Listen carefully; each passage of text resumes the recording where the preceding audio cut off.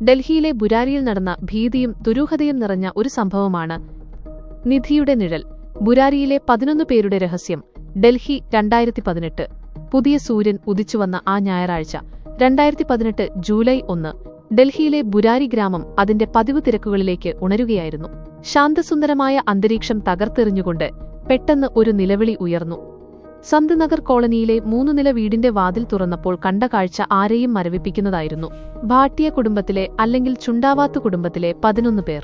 80 വയസ്സുള്ള നാരായണി ദേവി മുതൽ 15 വയസ്സുള്ള ധ്രുവ്, ശിവം എന്നീ കുട്ടികൾ വരെ.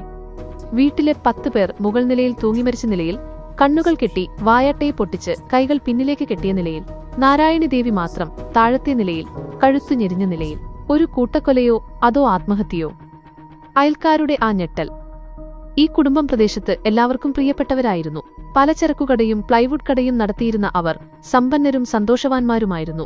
വിവാഹം നിശ്ചയിച്ചിരുന്ന പ്രിയങ്ക, 33 അടക്കമുള്ള യുവതലമുറക്കാരടക്കം എല്ലാവരും മരണത്തിന് കീഴടങ്ങിയത് ആർക്കും വിശ്വസിക്കാനായില്ല. പുറത്തുനിന്ന് ആരും കടന്നുവന്നതിന്റെ സൂചനകളില്ല.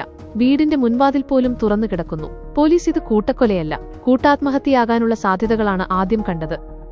ദുരൂഹതയുടെ താക്കോൽ. ഡയറി കുറിപ്പുകൾ. അന്വേഷണത്തിൽ പോലീസ് മുറിയിൽ നിന്ന് ഒരു കൂട്ടം ഡയറി കുറിപ്പുകൾ കണ്ടെടുത്തു. അതായിരുന്നു ഈ ദുരന്തത്തിന്റെ നിഗൂഢമായ നിധിയുടെ നിഴൽ. ഈ കുടുംബത്തിലെ ഇളയ മകനായ ലളിത് ചുണ്ടാവാത്ത്, 45, ഈ സംഭവങ്ങളിലെ കേന്ദ്രബിന്ദു.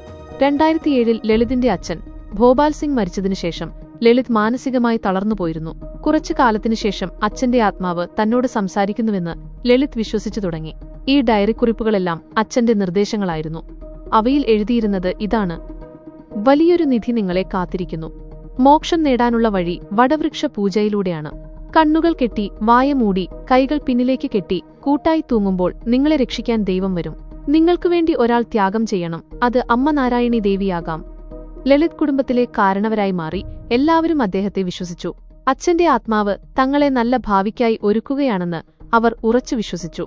11 വർഷത്തെ നിർദ്ദേശങ്ങൾക്ക് ശേഷമാണ് ഈ അവസാനത്തെ കർമ്മം ചെയ്യാൻ അവർ തീരുമാനിച്ചത്. ആ മരണത്തിന്റെ രാത്രി. അവസാനത്തെ ഡയറിക്കുറിപ്പ് ഇങ്ങനെയായിരുന്നു: കൃത്യം 12 മണിക്ക് കർമ്മം ആരംഭിക്കും. ഭഗവാൻ വന്നു നമ്മെ രക്ഷിക്കും.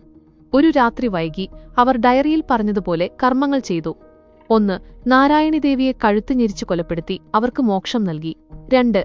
ബാക്കി 10 പേരും അടുക്കളയിൽ നിന്ന് കൊണ്ടുവന്ന സ്റ്റൂളുകൾ ഉപയോഗിച്ച് ജനലഴികളിലും ഗ്രില്ലുകളിലുമായി തൂങ്ങി. 3.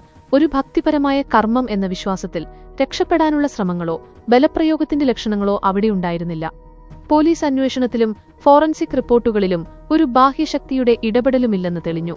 ഇതൊരു കൂട്ടക്കൊലയായിരുന്നില്ല, മറിച്ച് പങ്കുവെച്ച മാനസിക വിഭ്രാന്തി, ഷെയർഡ് സൈക്കോട്ടിക് ഡിസോർഡർ അഥവാ ഫോളി അഡ്യൂ എന്ന അവസ്ഥയിലേക്ക് എത്തിച്ച ഒരു കൂട്ടാത്മഹത്യയായിരുന്നു.